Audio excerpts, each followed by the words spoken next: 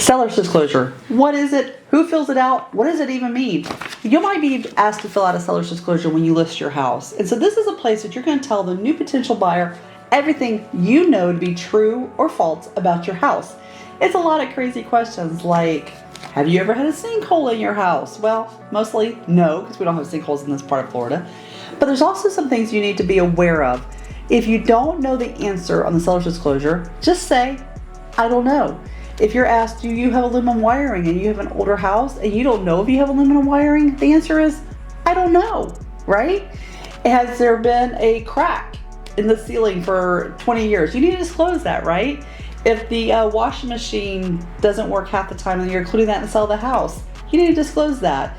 Be honest on the seller's disclosure. It protects you as the seller and it protects your new buyer. If you're not honest on the seller's disclosure, that is where you're going to get in trouble. And you do not want to be in trouble that way. You can open yourself up to a lawsuit potentially. So you want to make sure that you're always correct and you're only giving the information that you actually know on the seller's disclosure. They're going to know how old is your roof. Some of my most fun questions that crack me up every time I ask on the seller's disclosure is, do you have an archaeological dig site in your backyard? Dead bones? Maybe.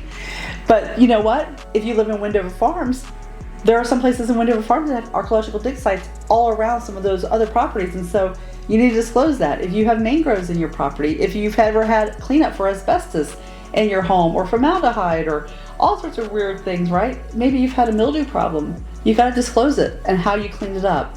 If you've ever had a plumbing leak, disclose it. If you've had rising water that has come into the house, you must disclose. So at the end of the day, disclose what's wrong with your house. We all know your house isn't perfect. Even new construction isn't perfect. I know, shocking, but it's true. So make sure that you disclose everything. Now, if you're a buyer, go through that seller's disclosure. Don't just skim it. Don't just sign it because you're excited about the house. Go through it.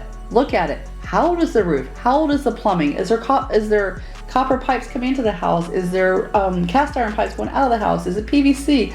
You need to know everything there is to know about this house so you make a good financial decision.